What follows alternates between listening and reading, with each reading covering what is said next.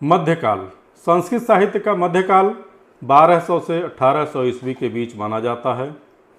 इसमें प्रमुख रूप से जो कवि और आचार्य हुए उनमें कल्हड़, विद्यापति, नारायण भट्ट, अप्पय दीक्षित, पंडित राज जगन्नाथ, आचार्य विश्वनाथ, विद्यारण्य स्वामी, राघव भट्ट और मल्लिनाथ, जो टीका के नाते प्रसिद्ध हैं, टीकाकार मल्लिनाथ आदि नाम प्रमुख रूप से लिए जाते हैं। पहला नाम विद्यापति। विद्यापति भारतीय संस्कृत साहित्य के बहुत प्रसिद्ध कवि थे। विशेष रूप से मैथिली भाषा का इन्हें आदि कवि माना जाता है। इनका काल 14वीं शताब्दी 1352 से 1448 ईस्वी के बीच माना जाता है। ये दरभंगा क्षेत्र के निवासी थे और दरभंगा राज दरबार से जुड़े हुए थे। विद्यापति संस्कृत, अवहट्ठ और मैथिली तीनों भाषाओं के प्रकांड विद्वान थे। उनकी पदावली में राधा कृष्ण के प्रेम का अत्यंत मधुर और भावपूर्ण वर्णन है। भक्ति और श्रृंगार का अद्भुत समन्वय मिलता है। इनकी एक रचना मैं पढ़ता हूँ जिसमें काली की वंदना है।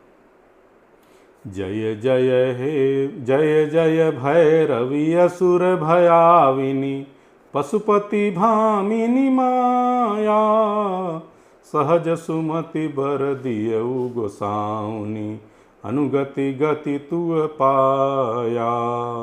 बासर रैन सबासन शोभित, चरण चांद्रमणि चूड़ा, कतौक दैत्य मारि मुख में लल, कतौ गिल कैल कूड़ा। सामर बरन नयन अनुरंजित, जगद जोग फूल कोका, कटकट बिकट ओठ पुट पांडरी, लिधुर फेन उठ फूका। घन घन घनय घुंघरू कत बाजय, हन हन कर तुअ काता। विद्यापति कवि तुअ पद सेवक, पुत्र बिसरु जनि माता। इस प्रकार की सुंदर रचना विद्यापति की है। अगले जो आचार्य जिनका नाम आता है इस कालखंड में, नारायण भट्ट हैं। नारायण भट्ट संस्कृत साहित्य और धर्मशास्त्र के आचार्य थे। वे विशेष रूप से कर्मकांड, धर्मशास्त्र और तीर्थ विवरण के लिए जाने जाते हैं। वे उच्च कोटि के पंडित, याज्ञिक और कर्मकांड अनुष्ठान विशेषज्ञ थे।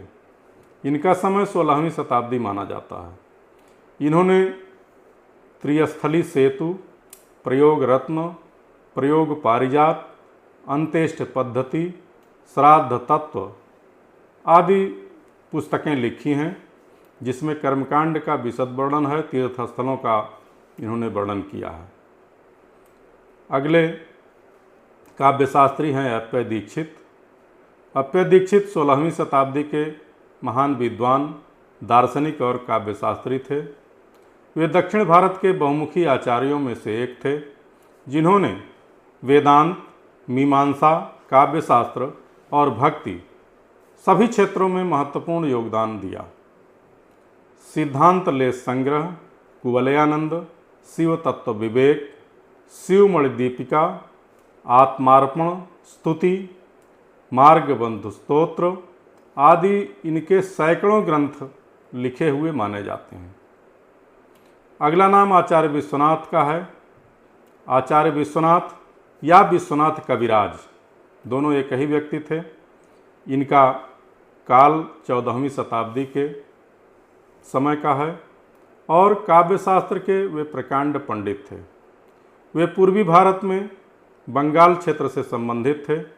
साहित्य दर्पण इनकी एकमात्र प्रसिद्ध कृति है। साहित्य दर्पण काव्यशास्त्र के सब प्रमुख तत्वों जैसे रस, अलंकार, रीति, ध्वनि, गुण, दोष का विवेचन करता है। यह काव्यशास्त्र का अत्यंत सरल, सुबोध और व्यवस्थित ग्रंथ है। वाक्यम रसात्मकम काव्यम, ये आचार्य विश्वनाथ के प्रसिद्ध वाक्य है। इसके पश्चात विद्यारण्य स्वामी का नाम आता है। इनका मूल नाम माधव या माधवाचार्य था। वे 14वीं शताब्दी के दक्षिण भारत के कर्नाटक क्षेत्र के रहने वाले थे। विजयनगर साम्राज्य की स्थापना में हरिहर और बुक्का के मार्गदर्शक और गुरु भी थे। पंचदशी, जीवन मुक्ति विवेक, सर्वदर्शन संग्रह आदि इनकी प्रमुख कृतियां हैं। अगला जो प्रमुख नाम है, जो इस कालखंड में सर्वाधिक विद्वान और प्रसिद्ध हुए, पंडित राज जगन्नाथ का नाम आता है।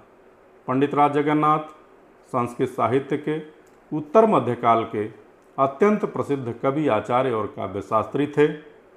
इनमें अद्वितीय प्रतिभा और काव्य चातुर्य और आलंकारिक शैली विद्यमान थी। वे दक्षिण भारत के आंध्र प्रदेश से संबंधित थे, लेकिन दिल्ली दरबार में शाहजहां के यहाँ रहते थे। शाहजहां के बड़े बेटे दारा शिकोह को इन्होंने संस्कृत की शिक्षा दी थी और दारा शिकोह ने 10 प्रमुख उपनिषदों का फारसी भाषा में अनुवाद किया था। रसगंगाधर, गंगा लहरी, अमृत लहरी, करुणा लहरी आदि इनकी प्रमुख रचनाएं हैं। मैं यहाँ गंगा लहरी से कुछ श्लोक जो बहुत ललित पद्य हैं उनको यहाँ रखता हूँ।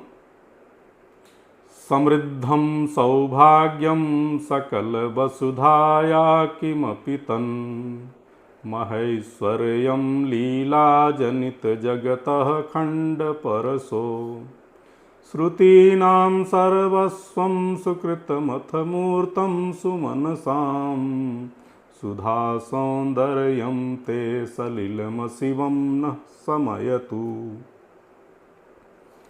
प्रभाते स्नान्तीनां नृपतिरमणीनां कुचतटी गतो यावन्मातर्मिलति तव तोयैर्मृगमदः मृगास्तावद्वैमानिकशतसहस्रैः परिवृता विसन्तिं स्वच्छन्दं विमलवपुषो नन्दनवनम् यदन्तः खेलन्तो बहुलतरस्तोन्तोषभरिता नकाकानाकाधीश्वरनगरशाकाङ्गमनसः निवासाल्लोकानां जनिमरणशोकापहरणं तदेतत्ते तीरे श्रमसमनधीरं भवति नः।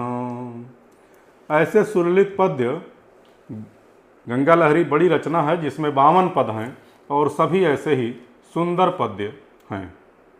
अगला नाम इस कालखंड में टीकाकार मल्लीनाथ का आता है। मल्लीनाथ की टीकाएं बहुत प्रसिद्ध हैं, बहुत प्रभावशाली हैं और संस्कृत साहित्य के ये सबसे प्रभावशाली टीकाकार माने जाते हैं।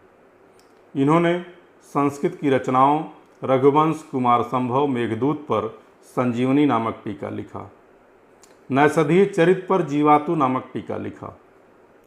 इनका जन्म समय 14वीं-15वीं शताब्दी के बीच का माना जाता है। उनकी टीकाएं स्पष्टता, संक्षिप्तता और मूल अर्थ के सटीक विवेचन के लिए जानी जाती हैं, जिनका सिद्धांत है ना मूलम लिख्यते किंचित नानपेक्षित मुच्यते, अर्थात बिना आधार के कुछ नहीं लिखना है। इतिहास का भी यही आधार है। सूक्त वाक्य है इतिहास संकलन समिति का, ना मूलम लिख्यते किंचित। इसी प्रकार 16वीं शताब्दी के भक्ति परंपरा के विद्वान एक राघव भट्ट हुए, जिनका संबंध वैष्णव भक्ति परंपरा से था। वे चैतन्य महाप्रभु के अनुयायियों में गिने जाते हैं। श्रीमद् भागवत महापुराण पर इनकी टीका सबसे महत्वपूर्ण कृति है। इस प्रकार मध्यकाल के प्रमुख कवियों और आचार्यों का, मुख्य आचार्यों का, कवियों का हमने यहाँ संक्षेप में उल्लेख करते हुए इसको पूरा किया। अब आधुनिक काल के संबंध में अगले भाग में हम चर्चा करेंगे।